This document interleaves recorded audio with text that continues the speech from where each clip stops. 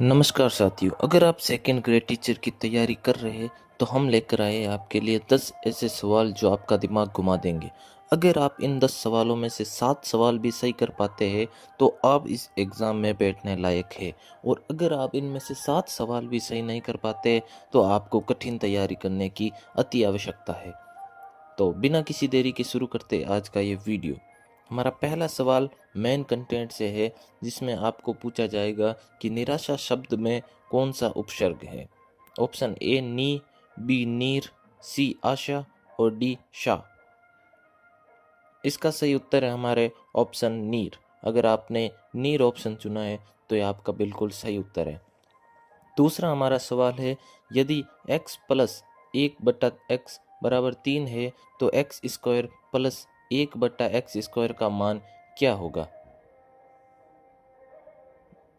इसका सही उत्तर है ऑप्शन बी 7। तीसरा हमारा सवाल है कि नटराज की मुद्रा किस लोक नृत्य से जुड़ी हुई है। ये बहुत ही इम्पोर्टेंट क्वेश्चन है कि नटराज की मुद्रा किस लोक नृत्य से जुड़ी हुई है। पहला ऑप्शन हमारा घूमर, दूसरा कालबेलिया, सी भवई या डी गवरी। तो हमारा सही उत्तर है ऑप्शन डी गवरी। चौथा हमारा सवाल शिक्षा मनोविज्ञान से है कि पियाजे के अनुसार संवेदी गत्यात्मक अवस्था की आयु क्या होती है। ऑप्शन ए 0 से 2 वर्ष, ऑप्शन बी 2 से 7 वर्ष, ऑप्शन सी 7 से 11 वर्ष या ऑप्शन डी 11 से 16 वर्ष। तो हमारा इसका सही उत्तर है ऑप्शन ए 0 से 2 वर्ष। अगर आपने ये उत्तर किया है तो आपका उत्तर बिल्कुल सही है।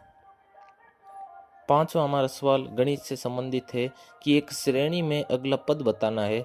2, 6, 7, 21 और 22। अब इसके बाद क्या होगा।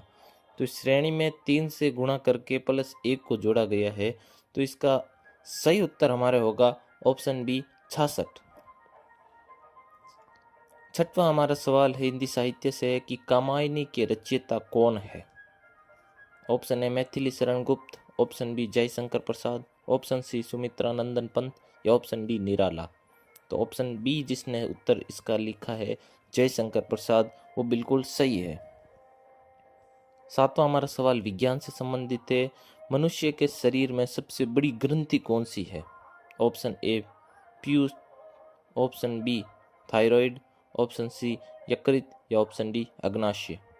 ऑप्शन सी जिसने उत्तर यकृत किया है उनका उत्तर बिल्कुल सही है।